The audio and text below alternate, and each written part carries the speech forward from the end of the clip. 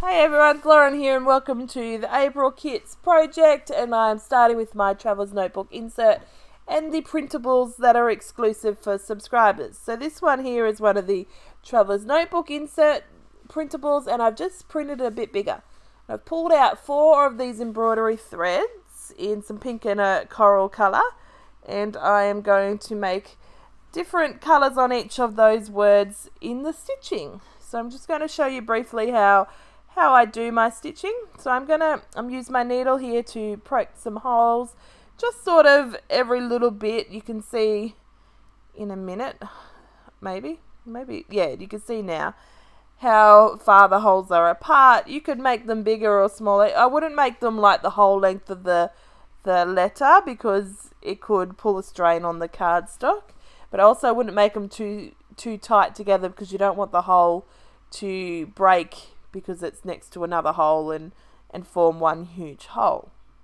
So you can see there, you can also use your die pick or you can get a specialized needle, like it's got a handle on it so that it doesn't hurt your fingers.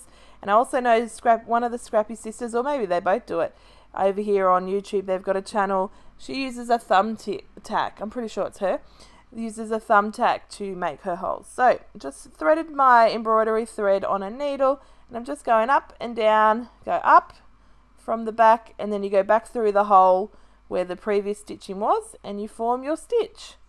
So that's a nice easy way to go. I held the end of the stitching until after a few stitches, then it holds itself into place. I didn't want to knot it because you don't want to pull it through, accidentally pull the knot through your cardstock and make a hole. And I'm just going to go. Now the other way I found, and I actually did the rest of the stitching this way, I found it much more quicker, is to go up through the back and then down through the next hole rather than back through the previous hole where the stitching already was. Now this leaves a little, the stitch gap between on the top there, you can see here. But that means that you're just going to go back around the letter once you get to the end of the letter so that you fill in all those gaps. It just means that you're not going back through the stitching, you're not having to think too much, you're just going up the hole, the next hole, then down the next hole, up the next hole, down the next hole, all the way around, and then you get it done. It also then has less bulk. For some reason, I'm not too sure, maybe because you're looping back, I guess, that it makes more bulk if you're doing the stitching as I did at the beginning. Now hopefully that's clear enough, and if not, leave some questions down below or find me on Facebook in the group and I will explain it further, or make a smaller tutorial kind of video and slow it right down. So I'm just showing you the end of this letter H, and you can see it looks so good and I'm so happy, and I'm like, yep, okay, I'm going to continue with the rest. Did take me a few hours, and luckily Netflix and a alcoholic beverage kept me happy, kept me entertained while I was stitching away on Saturday night. But look, it looks so good in the finished product. So I got this photo here of my son on his birthday last year. Now this Traveller's Notebook insert is of April 2018, and I just printed this on cardstock, on an A4 piece of cardstock, because I wanted multiple photos to be printed and it's just easier. I actually ran out of photo paper, which is why it's on cardstock. But if you print a grouping of photos on an A4 sheet, you then get your value for your money, I find. Now I also, like I'm pretty sure I said earlier, that this is a Traveller's Notebook insert printable, but I printed it bigger. I was just having to play with the JPEG and wondering how it came out, and just printed it from a JPEG file rather than from the PDF file, and it became a bit bigger. But I, measured as such by holding the insert above it to see if the letters would fit on the page, and they did. So I cut it down after. I kept it as a big page while I was stitching so that it didn't rip or had less chance of ripping, and thankfully it didn't rip. And then I, as you see, cut it down to size. So I was wondering if I wanted to have it behind the plastic and have it in that plastic insert, because this is a pocket page insert from Traveller's from the Stamp Spot.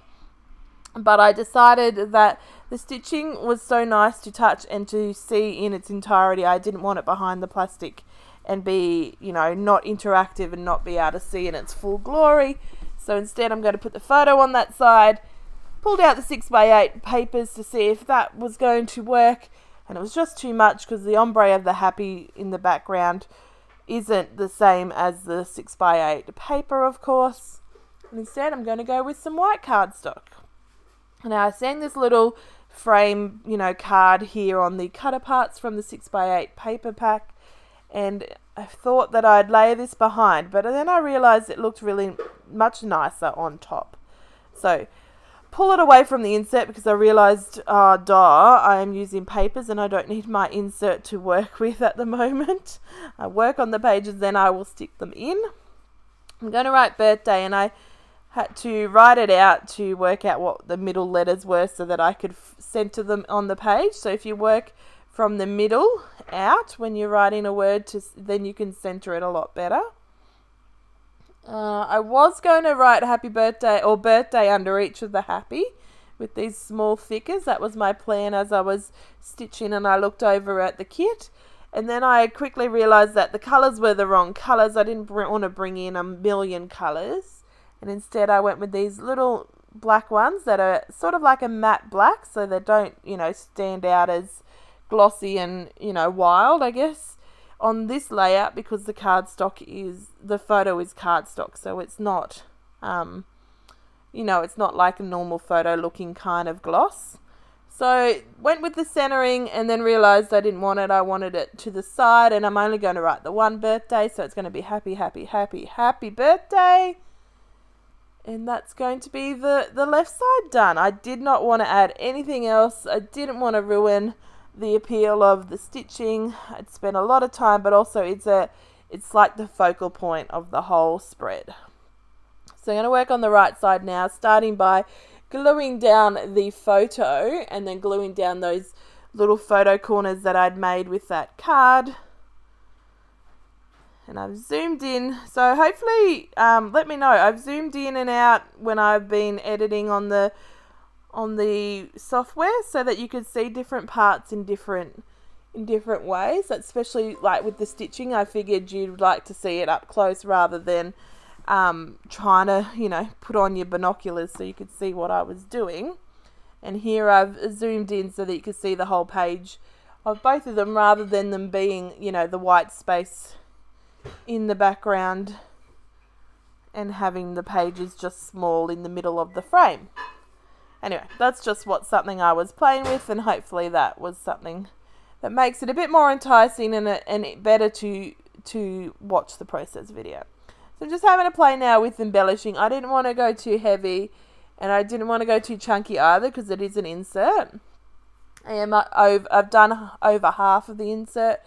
I did a live stream on Friday night over in the subscribers group. So if you are a subscriber to Kitaholic Kits, you not only get your kits each month once you've paid, because you are guaranteed with your subscription what you've ordered, but you also then get subscriber cut files. You also then get subscriber exclusive printables that are normally Project Life cards, but this month I made Project Life cards, solid Project Life card colours, and then also Traveller's Notebook page, like Traveller's Notebook sizes to be printed. And then you also get lots of extra little goodies in terms of the design team will do little videos, little lives in the channel, in the group. We also do lives over in the community group as well, but not always. So check us out. There's 3 different groups. There's a Kitaholic group on Facebook. There's a Kitaholic community group, and then there's also the subscribers group if you are a subscriber of the kits. So there's definitely more than meets the eye. Definitely check out the unboxing as well, because even though we have a reveal each month, there's always little surprises in the kits that we get once we open them. So we all, most of us or all of us tend to do unboxings over on our channels. So definitely check us out and check out our YouTube channels for exclusive videos, but also our unboxings every month to see our first reactions and all the goodies that we get. Check us out and join our reveals. It's always the last day of the month or the first day of the month, depending on how the week is going. But the reveal becomes an event every month that Steph puts up. So join us for that fun night and all the other goodness that goes on Facebook. Anyway, I have worked with the hearts up the top, and I'm working with some tiny words mostly down the bottom. So I've got that clear sticker up the top that starts as the base of my cluster, and then I wasn't planning to do hearts, but that's what ended up. So I put another clear sticker of that blue outline heart, and then I've got a die cut ephemera piece of a pink heart. And down the bottom I've used a die cut ephemera phrase word and then a sticker word with those little puffy thickers that are from Vicky Bouton. They've got these lovely little hearts and crosses and those kind of sprinkly things that you can put on your page.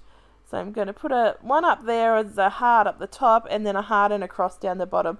And then I yank out the enamel dots that we got from Chamel's collection. So it's going to end it off really nicely and just have those little things that can draw your eyes to the side of the photo. I've tried some enamel dots up there, but it didn't need it up there, that's for sure. I did try earlier to put a phrase up there as well, but I didn't want to cover over the hearts too much. So I actually really like the way the hearts are just in a line. Now I was going to do a doodly border to extend it, and then realised that I didn't want to do it in black. So I brought out my pink gel pen. It's just like the Signo white pens that we all get. I get them from Officeworks here in Australia. They've got lovely pens that you can have a play and look at before you even purchase them. And that's going to finish that off. And I'm just going to stick it into the book now. So you can see the pocket page means I can slip this one just in. Also, the pocket page notebook means that you can do a variety of things because you have that little pocket between the papers. And I'm just going to use double-sided tape. I didn't want to use wet glue because it will warp the paper. But I'm just outlining or putting, double-sided tape around the edge, and then 2 big strips down the middle. Then I peel it all back, and I'll let you see me stick it down and see how easy it was. You just stick from the side and then through to the middle, push it down. And so those binder clips are really nice to hold open your book. Sequin pocket was getting in the way. And I was just wondering if these paint swatches needed to go on there, but they didn't. And this is the end product. So I'll catch you next time. Bye.